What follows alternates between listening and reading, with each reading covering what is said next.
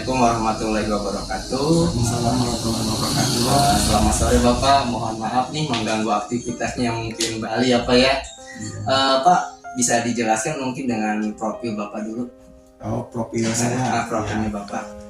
Kalau dari pendidikan, saya S1 di UIN Jakarta, jurusan PGMI, PGMD. Selanjutnya dilanjutkan di UNJ S2, jurusan pendidikan dasar, dan lanjut lagi di S3-nya di UNJ juga, pendidikan dasar. Terkait dengan pekerjaan saya sekarang, saya sebagai dosen di Universitas 45 Kota Bekasi dan sebagai asesor Provinsi Jawa Barat. Wah, hebat nih Bapak sebagai asesor juga. Jadi saya masih bisa banyak nanya ya Pak ya. Iya, Kadang ini sangat sejalan juga dengan saya juga PGSD nih Pak. Saya ada beberapa pertanyaan tentang masalah ya Pak. Ya. Menurut Bapak nih, apa sih penyebab masalah dari kurangnya minat membaca bagi peserta didik Pak? Oh iya, jadi memang pendidikan di kita ya sebenarnya bukan secara lokal tapi nasional. Itu setelah dilakukan saya kaji beberapa penelitian dan melakukan asesor ke beberapa daerah yang ada di Provinsi Jawa Barat, diketemukan bahwa minat baca terutama sekolah dasar itu masih tergolong rendah. Itu ada beberapa faktornya. Yang pertama, memang di sekolahan itu masih kurang memberikan fasilitas. Ya, seperti perpustakaan itu masih dilihat, atau waktu saya asesor itu diobservasi itu masih sederhana, tidak lengkap mungkin ya bukunya, atau belum adanya tempat-tempat untuk membaca di tempat-tempat yang disediakan untuk anak saat istirahat ya. Itu adalah salah satunya. Yang kedua itu faktor lingkungan juga bisa ya, karena memang dengan sekarang era digital, anak-anak itu lebih senang melihat menggunakan gadget ya, handphone gitu kan. Tapi kalau untuk buku, sekarang anak udah menganggapnya adalah sesuatu hal yang jarang dilakukan. Iya. Yang ketiga juga kebijakan dari sekolah atau manajemen sekolah, dari pihak kepala sekolah atau guru itu belum membiasakan atau membudayakan siswa untuk membaca. Itu seperti itu. Berarti fasilitas, lingkungan, sama kebijakan ya Pak? Iya, kebijakan dari sekolahan. Baik Bapak, ini untuk nomor 2 nih. Untuk motivasi belajarnya apa Pak penyebabnya? Menurun gitu. Motivasi belajar anak-anak tuh menurun Pak. Oh iya. Motivasi belajar. Motivasi dalam belajar di sekolah. Dalam belajar ya. Iya. Apa sih Pak menurut Bapak gitu yang peran yang pertama itu adalah guru ya. Jadi siswa termotivasi untuk belajar itu adalah guru sangat berperan. Jadi jadi memang harus bisa menemukan permasalahan karena setiap anak kan memiliki karakteristik, setiap daerah memiliki karakteristik yang berbeda ya.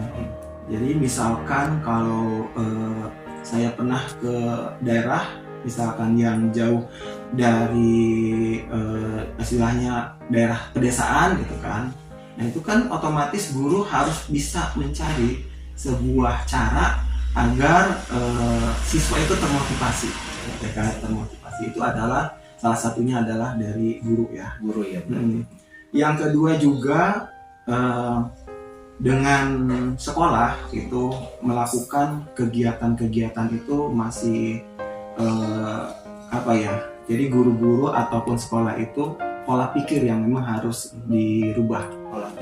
Pola pikir ya. Jadi melakukan beberapa hal yang misalkan kegiatan-kegiatan di sekolahan yang membuat siswa itu termotivasi gitu kan. Pasti banyak ya.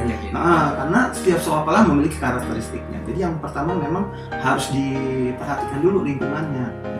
Nah setelah itu baru cari gimana nih solusi yang bisa dilakukan. Nah itu seperti itu. Yang terakhir mungkin yang ketiga ya, itu peran orang tua juga. Orang tua ya. Karena di sekolah itu mungkin anak sekitar 5 jam atau ini, tapi yang paling banyak siswa itu bersama orang tua ya di rumah. Jadi pola pikir yang mempengaruhi itu adalah orang tua. Jadi orang tua perannya sangat banyak betul sekali ya Pak. Iya betul. Oke baik Pak, ini nomor 3 nih tentang hubungan komunikasi ya antara baik guru kemudian orang tua terkait pembelajaran itu masih kurang. Menurut Bapak penyebabnya kenapa antara guru dan orang tua tentang pembelajaran ya? Iya. Sebenarnya kalau di penyebabnya ya, kalau dulu itu kan kita tidak ada namanya WhatsApp, ya kan. Sekarang itu sebenarnya hubungan itu bisa dilakukan dengan jarak jauh, ya kan. Hanya memang ada beberapa penyebabnya sehingga hubungan itu antara orang tua dengan guru itu agak kurang. Jadi sebenarnya dari orang tua sendiri menganggap bahwa dengan menyerahkan siswanya di sekolah itu adalah udah hal yang cukup, gitu kan. Iya. Tapi dari guru, misalkan guru memiliki pola pikir bahwa ini harus dilakukan secara bersama-sama, tapi belum tahu seperti apa gitu kan.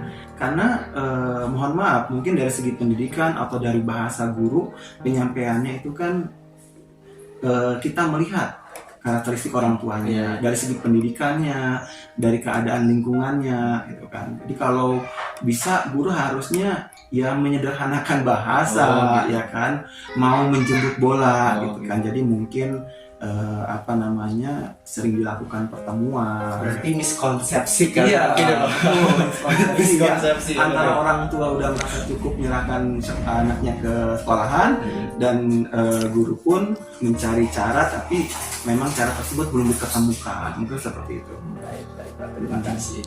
Lalu Pak, ini yang keempat, kurangnya memanfaatkan teknologi informatik dalam pembelajaran nih. Menurut Bapak gimana nih penyebabnya? Untuk guru kurangnya memanfaatkan teknologi informatik dalam pembelajaran. Penyebabnya kenapa itu Pak? Penyebabnya ada beberapa ya.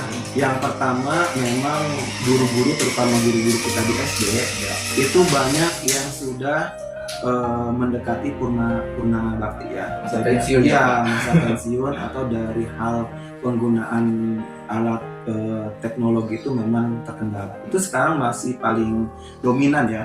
Iya, karena memang. Tapi seiring waktu itu permasalahan tersebut dengan adanya guru-guru baru yang melek dengan teknologi itu bisa akan menjadi solusinya nanti. Itu adalah disebabkan oleh guru-guru sudah masa pensiun. Yang kedua, setiap daerah itu berbeda-beda. Sinyal terutama itu sangat faktor sinyal juga ya.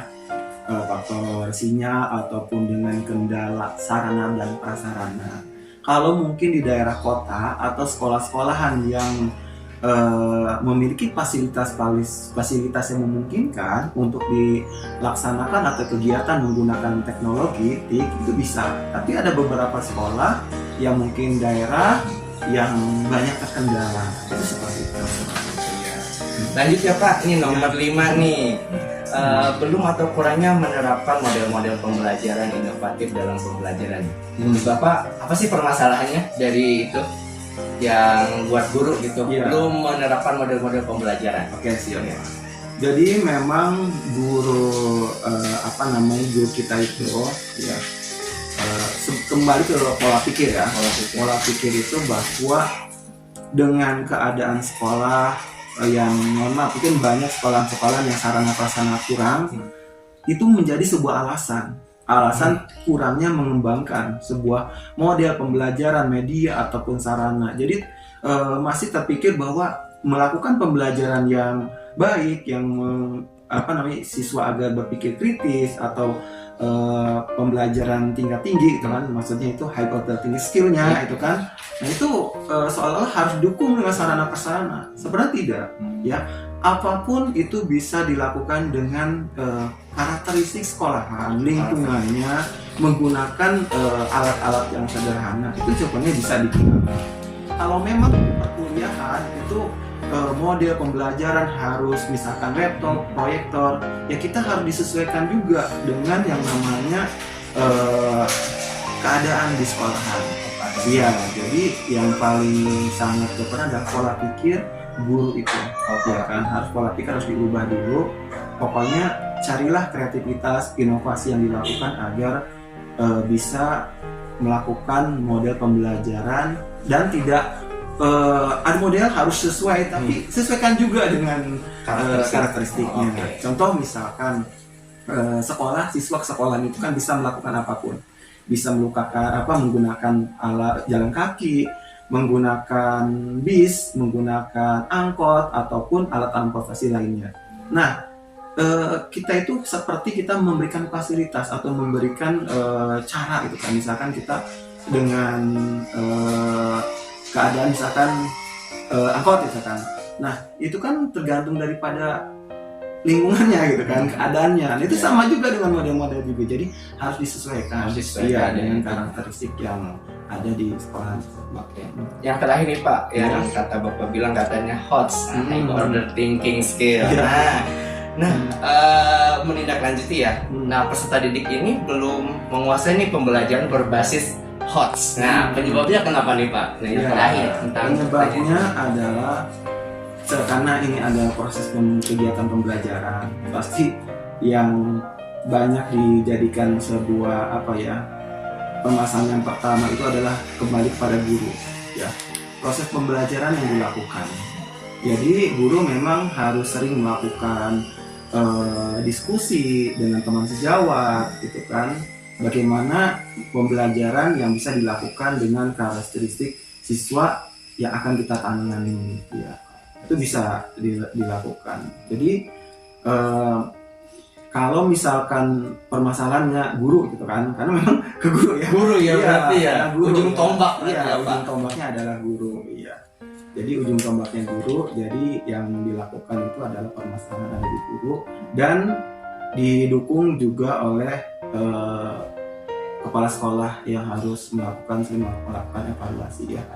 Karena yang dilakukan guru melakukan baik tidaknya sebuah proses pembelajaran perlu direvisi dan dievaluasi oleh kepala sekolah apakah memang sudah melakukan sesuai dengan tujuan pembelajarannya, seperti tadi itu high order thinking skill-nya. Baik Pak, itu aja mungkin ya. Itu saja dan mohon maaf nih untuk waktunya dan terima kasih ya Pak. Iya, sama-sama Pak. Assalamualaikum Pak. Waalaikumsalam warahmatullahi wabarakatuh.